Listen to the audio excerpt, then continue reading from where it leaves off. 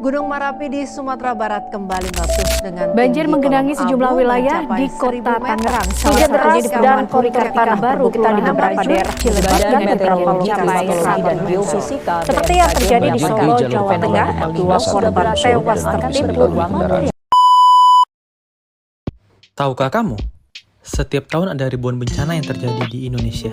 Pada tahun 2023, total ada 5.400 bencana yang terjadi di seluruh wilayah Indonesia. Secara umum, bencana tersebut memberikan kerugian secara material maupun non-material. Puluhan ribu fasilitas dan rumah rusak.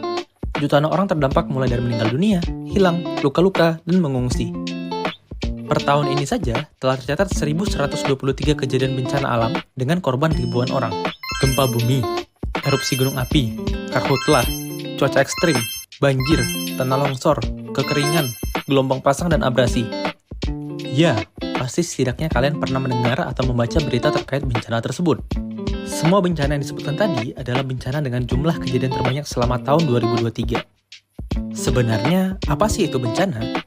Menurut Undang-Undang Nomor 24 Tahun 2027 tentang Penanggulangan Bencana, bencana adalah peristiwa atau rangkaian peristiwa yang mengancam dan mengganggu kehidupan dan penghidupan masyarakat yang disebabkan baik oleh faktor alam dan atau faktor non-alam maupun faktor manusia sehingga mengakibatkan timbulnya korban jiwa manusia, kerusakan lingkungan, kerugian harta benda, dan dampak psikologis. Definisi tersebut menyebutkan bahwa bencana disebabkan oleh faktor alam, non-alam, dan manusia. Bencana dapat disebabkan oleh kejadian alam maupun oleh ulah manusia. Lantas, bagaimana kita sebagai bagian dari masyarakat ikut serta dalam mewujudkan ketangguhan bangsa menghadapi bencana? Pertama dan terutama adalah kenali potensi bencana. Kita perlu mengetahui bencana apa yang mungkin terjadi di lingkungan sekitar kita.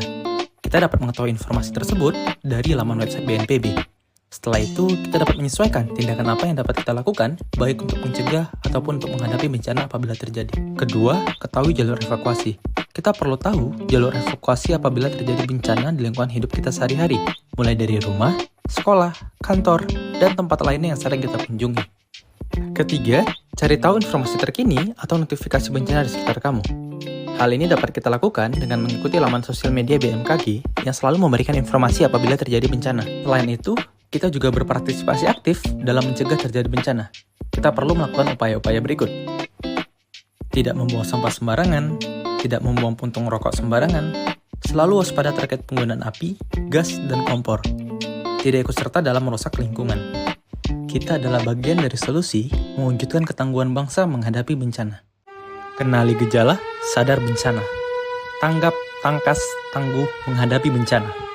Kreativitas anak negeri menuju ketangguhan bangsa menghadapi bencana.